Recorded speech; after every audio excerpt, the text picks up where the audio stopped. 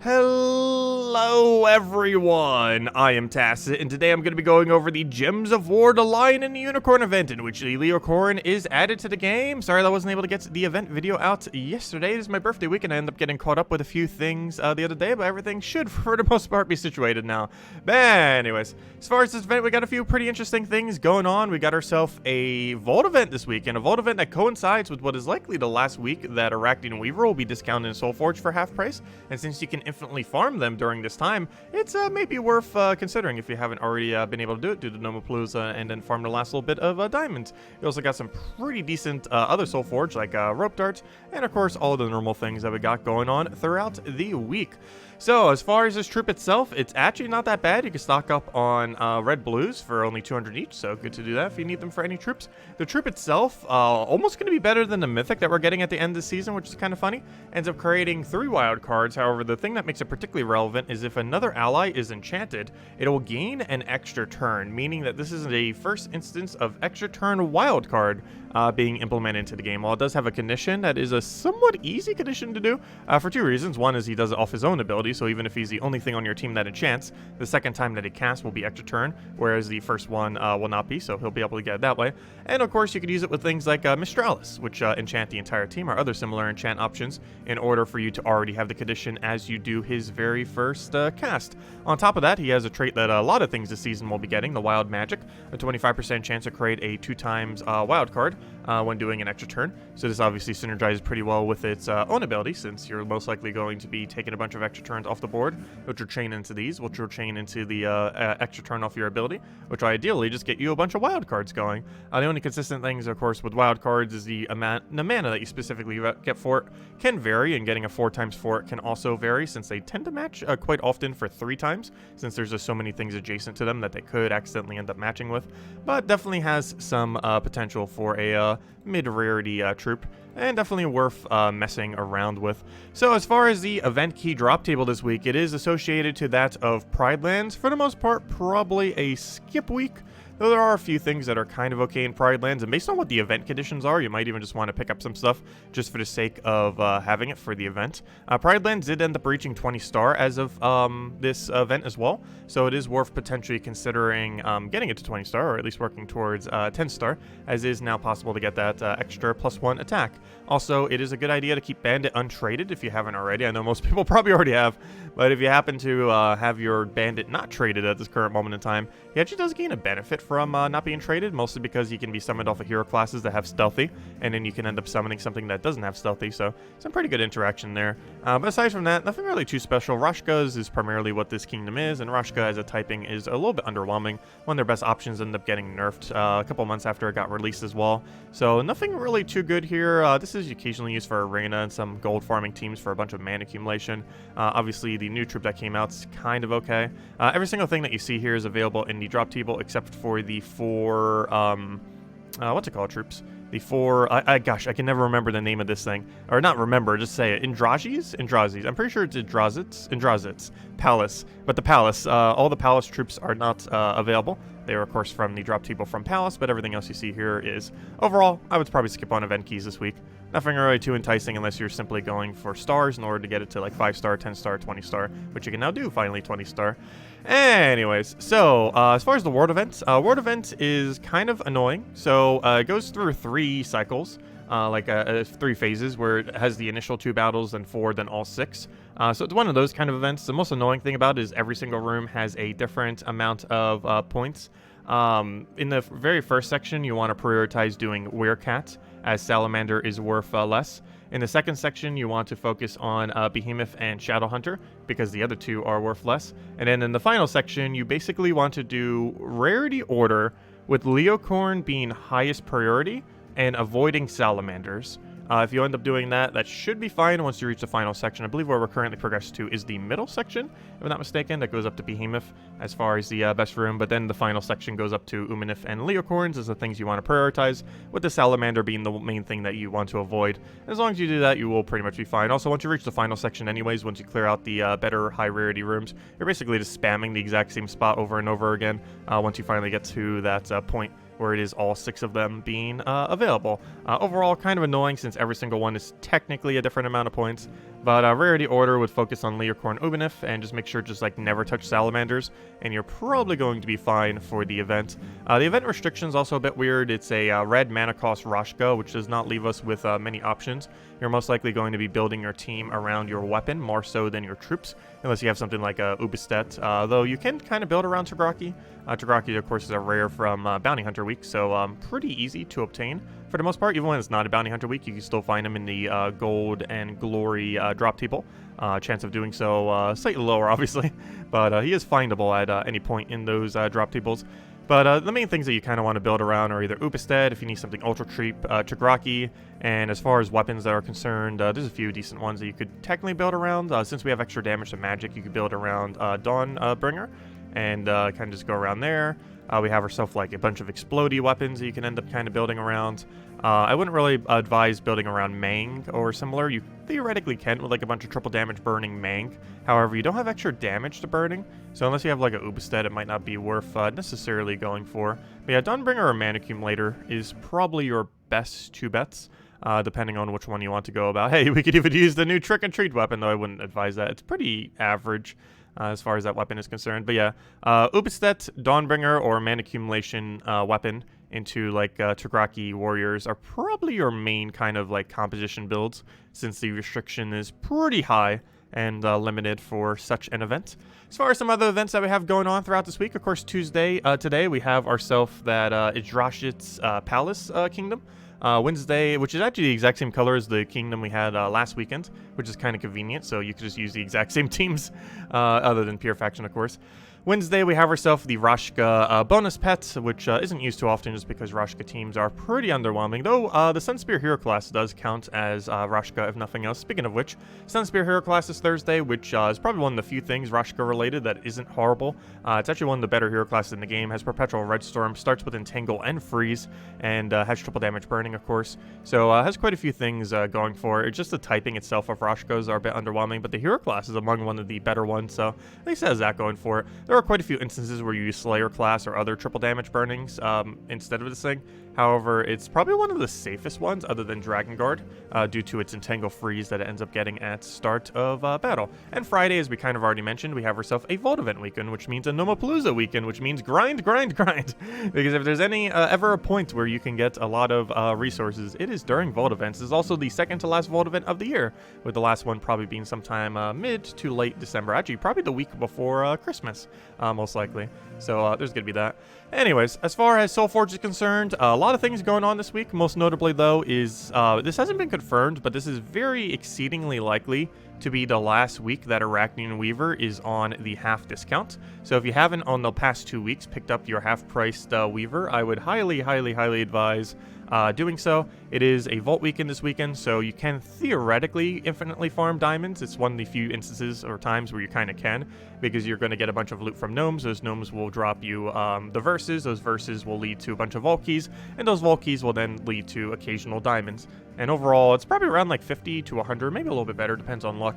But I'd say about 50 to 100 diamonds per hour, which obviously is not like an exceedingly high amount, but it ends up adding up. You can have luck that ends up making you get even more, and it should be able to close the gap of 2,000 if you've already kind of been saving and didn't already have enough the previous 2 weeks, because if you add all those resources, counting all the ones that you'll get this weekend, as well as throughout the week, that should hopefully be enough to finally close the gap. And if you don't get it by the end of the Sunday, it is probably the last chance you have at half price Arachnean Weaver. So that's pretty much the most noteworthy thing. I guess aside from that, if you were to craft a different mythic, maybe a Scourge of Honor. Scourge of Honor is basically Phoenicia, but true damage is the easiest way of describing this thing. It's pretty decent if you need to cast multiple times. Like if you know you need to cast like 3 times, particularly on a battle, it's better to use him than it is Phoenicia due to how his ability works. Generally when it comes to a lower amount of casts, particularly 1 cast as well as 2 casts, I do prefer going down the Phoenicia route. However, they theoretically have the exact same amount of damage if you look at it, because Phoenicia ends up doing it based on physical damage and then doubling that physical damage, whereas this thing does true damage, and you know, it just is true damage, so they theoretically do the exact same amount. since this just targets HP directly, and Phoenicia doubles her amount of physical, meaning that it basically is the same amount of damage, since he's just hitting HP directly, and Phoenicia, while hitting both the armor and HP, is doing twice as much damage, so theoretically, they're about even as far as what they end up doing. But there are a few instances where Scourge of Honor is better, even though I personally just always just go Phoenicia, even if Scourge of Honor is better in a particular instance. But he's basically alternative Phoenicia is the easiest way of describing it. Not like ultra high priority, but definitely one worth considering. Though I would personally say Phoenicia is overall the better route. Also, if you're super early on in the game and you already picked up your Weaver, Infernus isn't a bad option. Weaver is probably better to get at this point, though, especially half off. But he's a good early game option. He's also a great burner if you don't have Zugoff yet and you don't intend to get Zugoff anytime soon, as he's the best burner that isn't Zugoff in the entire game. There's also some situations where you might not necessarily want a Zugoff in your team, whereas burn, 4x burn, is more favorable. Most noteworthy being anything that's not necessarily a triple damage burning team that specifically needs burn, whereas most things that do use triple damage burning normally just run with a Zugoff instead. Anyways, as far as weapons, there's one exceedingly ridiculously ultra viable thing that 100% you should not leave this week without. Two things you should ideally not leave these things without: an Arachnean Weaver and this Rope Dart. Though don't use them together, though you theoretically could, though it's kind of awkward, but because you kind of move them out of range of where the Weaver would hit. But as far as what this does, it eliminates all armor from an enemy and deals some damage to them, and then pulls them to first position. If that was the only thing that this thing did, it'd be an okay weapon. It'd be slightly above average, and, you know, it'd be kind of usable because it'd be like a repositioning tool. However, that is not all that it does. It has perks, and some really, really good ones. It gets to destroy some gems with an automatic extra turn while having Entangle. So this is quite a few things. It does a very small amount of board control, which normally wouldn't necessarily be too good on a weapon, but has automatic extra turn, which means you get to reset the board slightly into potential additional extra turns, while also being able to tangle the first enemy that you're also dragging into first slot, basically meaning that in total, this weapon will automatic extra turn into dragging an enemy to first slot while tearing all of their armor, while entangling them, while doing some damage to them, while destroying some gems from the board that you get mana for, while also resetting the board slightly because of those destroyed gems in order to potentially get you a follow-up extra turn into +2 attack. Obviously that one's irrelevant, but everything else that it does, very solid. Among one of the top 5 weapons in the entire game. Situational when you use it, though. I'd probably say it's the highest win rate weapon in the game, where you can literally just like plop it in any team and it's like, oh, it's just gonna win now. But it's definitely very strong at not losing. It's just not the quickest option to use in many situations, and even some of the more fun teams with it, like the Night Spider kind of team where you build like pure rogue and stuff like that, they're not the quickest of teams. Like they're definitely really good at winning. But a lot of rope dart compositions are most so about not losing rather than the speed at which they win, as there are generally things that can win quicker, but it's a great weapon to have, and is most notably a Guild War weapon due to its efficiency at not losing. So definitely worth picking this thing up if you haven't already. 100% should do so. And everything else you could pretty much just ignore, at least relative to how good a rope dart value is. Maybe pick up like Beastly Bow or something if you have like a lot of spare resources and need something else. But rope dart is by far highest priority, aside from half price Weaver, which are both about the same priority. I would highly advise just grinding this weekend until you can get both. I wouldn't go in either or situation, just keep grinding until you can do both, hopefully, because they are just so, both pretty much must-haves. Not literally must-have, but it's definitely nice to have them around, that is for sure. Anyways, so that is all the things that we got going on throughout the week. So as far as teams for everything that we have going on, we have a couple to show. So first off, we have our self-reward event. Probably already saw this on the other screen. This is what we've mostly been using. Kind of just like a Fist of Heaven into Ubistek kind of build, where we're basically setting up the entire team in order to try to hit a double kill Ubistek into a double kill Ubistek. We got Fist of Heaven for mana accumulation. It also has triple damage burning, which is relevant for this thing because it curses burn into a random enemy. And while you don't have additional skull damage for this event, doing triple damage burning is still pretty effective. And the main thing that would help you do is bringing them into Ubistek kill range so he can land his double kill. So that's the main premise you're kind of doing with that. Hellclaw Mage is mostly just for a little bit of mana accumulation. From what I've been experimenting around with this team, it doesn't seem like it needs it, but it helps the team cover every color, which is good for an exploding option. And you basically just keep Ubistek double killing, and your front line just tanks. If you need something ultra cheap or kind of want to develop it from there, you can end up doing just 3 Tagraki, and then kind of just put some slots in there if you have some other additional options. But Tagraki, of course, really good in Bounty Hunter, but also really good at killing things. His boost ratio will make it so with all the extra magic damage you have, you should almost, for the most part, be one-shotting anything you touch. And while it's a little slow to one-shot 4 times in a row, if you don't have other options, it's probably your best bet and just one shot, and there you go. You won unless they have some kind of resummon. So for the most part, it should be pretty smooth. You don't actually cast this weapon at all. The only reason we're using this is we're forced to use a red weapon, and Crude Club is the lowest mana cost red weapon in the entire game, as well as the second to lowest mana cost weapon in the entire game at 4, where the lowest is at 3. So this is mostly just to make sure your weapon is not in the way of your Tagraki getting their mana, which is also why you set +2 Brown so they can get their mana a little bit quicker. But overall, this would definitely get the job done, and it's super cheap. It's literally a weapon you pretty much just start out with who you used to, actually. I don't think you get it to like a really low level, but pretty much anyone watching this probably has it by now. And then just triple Tagraki in order to kill them all out, which are just some nice low rarity rares that if you don't have, you could find in the gold and glory keys. But those are things that people likely have just kind of laying around already. Anyways, as far as the next thing, whatever you used last weekend, you can pretty much just use again for the for the faction event today. Nothing really changed. It's the exact same coloration, so whatever you use, you can pretty much just use again. The main difference being obviously the pure faction being different. Hellclaw Warrior into Andrajit to some combination of both is probably your main way of winning. You could go heavier on Andrajit and ideally triple it up if you want to go a little bit quicker. However, going double and double is mostly to make sure you don't die, as this thing gains attack and life.